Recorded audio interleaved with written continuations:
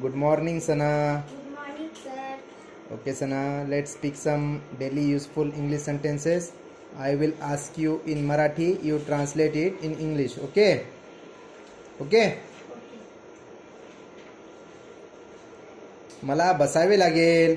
I have to sit. मला विचारावं लागेल. I have to ask.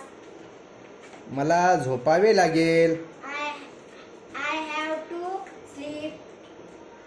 मी खूप भाग्यशाली आहे. I am very lucky.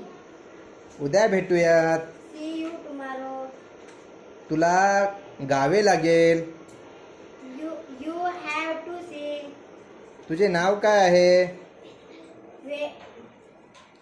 What is your name?